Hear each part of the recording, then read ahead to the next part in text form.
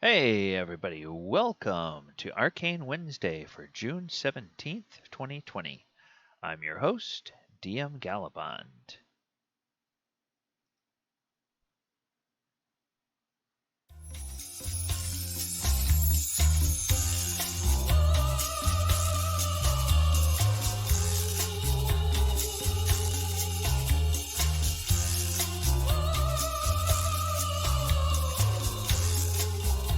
Alright, today on Arcane Wednesday we are going to take a look at the Blink spell.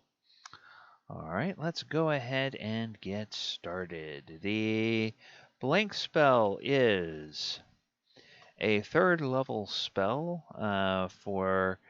mainly for arcane casters, sorcerers, wizards, artificers, and some of the other kinds of pact casters can get access to this spell.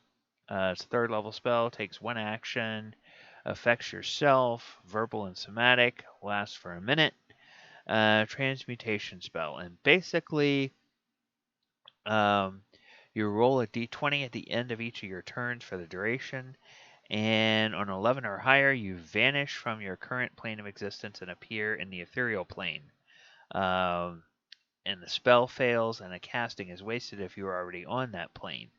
At the start of your next turn, and when the spell ends, if you are on the ethereal plane, you return to an unoccupied space of your choice that you can see within 10 feet of the space you vanished from.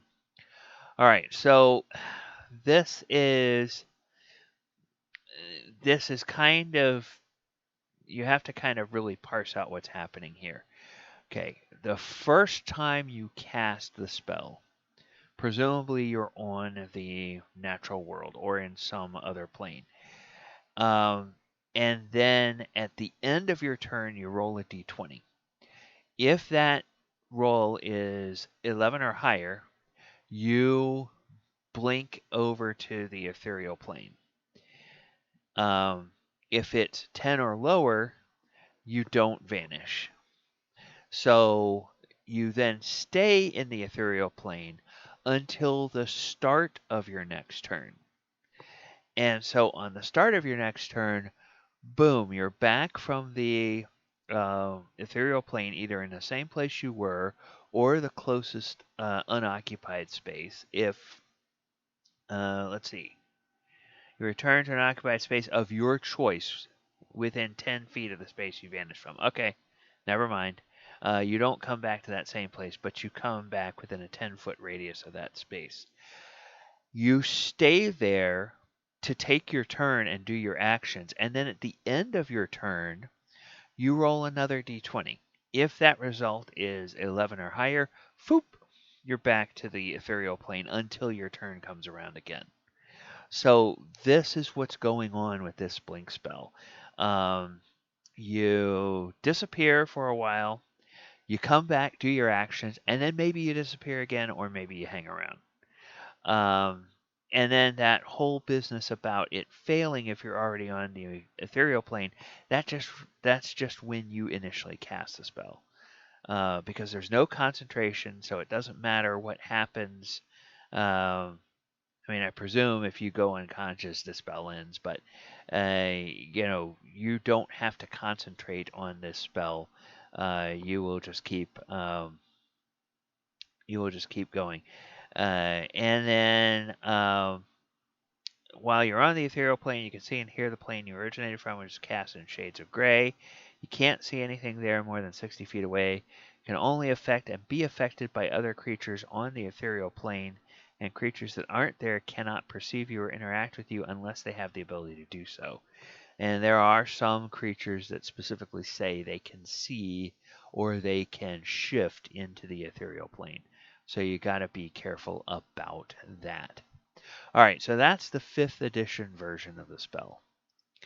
Now, this spell has been around for quite a while. In fact, it wasn't in original D&D, but it did appear in 1st edition or AD&D. And it was a 3rd level spell. This one, it lasts for 1 round per level. Personal spell, again, verbal somatic. 1 segment casting time. And by means of this spell, magic user causes his or her material form to blink out and back to this plane once again in random period and direction during the duration of each minute the spell is in effect. The segment of the round that the caster blanks out is determined by a random roll with 2d4, and during the same segment, he or she will appear again 2 feet distant, or no, that always throws me off. The what that notation means is that is, oh no, that okay, I stand corrected. The the 2 inches would mean 20 feet indoors or 20 yards outdoors. The 2 feet actually does mean 2 feet. 2 feet distant from his or her previous location. So direction is determined by a roll of d8, so on and so forth. So just going right around the compass rose. Some object is already occupying the space. The caster is indicated as blinking into. His or her form is displaced in a direction away from the original position for any distance necessary to reappear in empty space, but never in excess of an additional 10 feet. That extra distance still dictates the magic user and another solid object occupy the same space. The spellcaster is entrapped on the ethereal plane.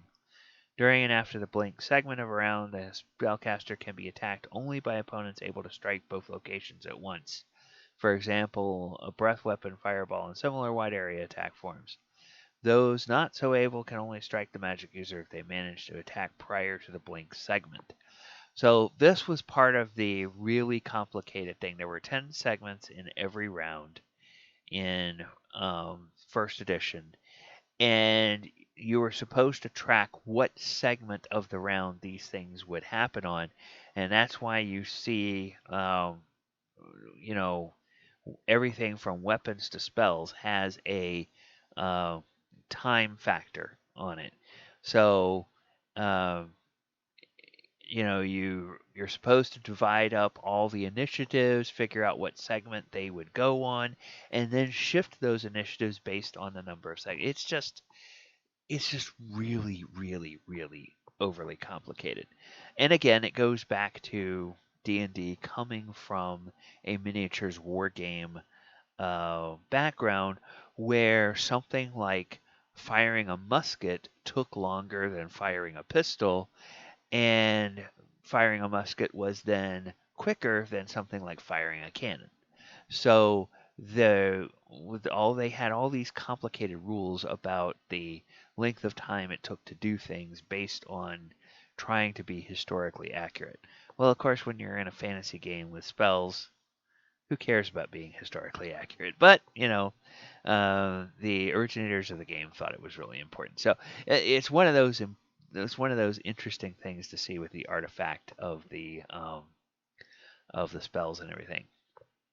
So by second edition, pretty much the same thing.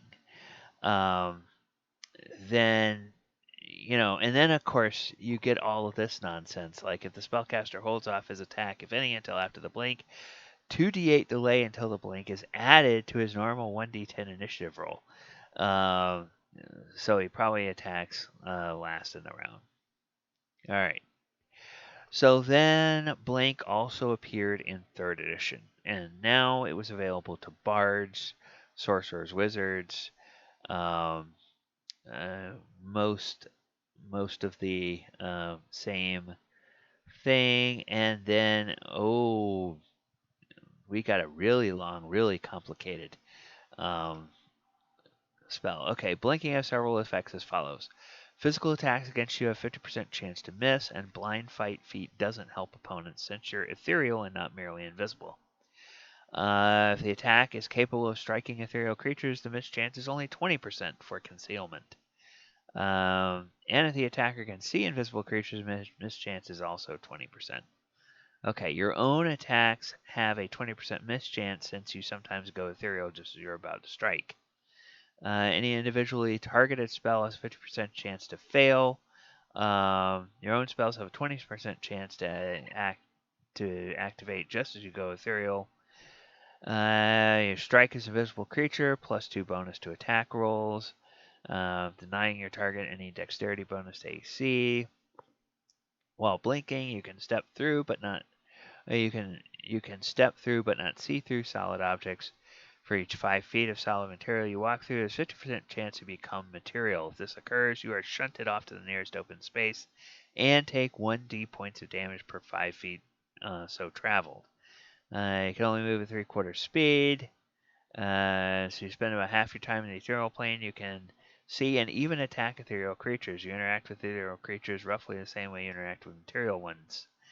Ethereal creatures invisible and corporeal, capable of moving in any direction, even up or down. As a corporeal creature, you can move through solid objects, including living creatures. Ethereal creature can see and hear a material plane, but everything looks gray and insubstantial.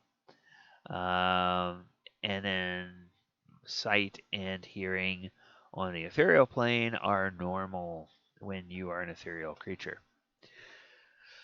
All right, and that is about it. There was no analog to Blink in 4th edition. It just kind of skipped that edition and came back in 5th edition. All right, everybody. Well, that is going to conclude our look at the Blink spell for this week. If you like the things that we are doing here on this channel, please go ahead and hit the subscribe button down there, your lower right, and click the little bell to be notified when we put a new video up on the channel. You can also, in the description, you can find out how to follow me on all the social media and find out about my live streams that I do on Twitch. Also, I want to announce that for those of you that will be watching this before Saturday the 20th, I am going to be running a game for an online convention called Glitch Expo on the 20th of June. And I will put up a separate post about that and give some information about where you can find their website and all the sorts of things that are going to be going on. It's the second online convention that I've run a game for. It'll be a 5-act one-shot designed to be played in 4 hours. And this one will be kind of zombie apocalypse meets an escape room type of D&D game. So it'll have some of the familiar D&D tropes and some of the, familiar D&D mechanics and monsters, but, there will also be a few puzzles in there and a little story that, a small scale story as it has to be in order to be a one shot. All right, everybody. That is going to do it for this time. I hope you all have a wonderful week. Take care, and hopefully we will see you back here tomorrow for Divine Thursday. All right, everybody. Take care. Good night.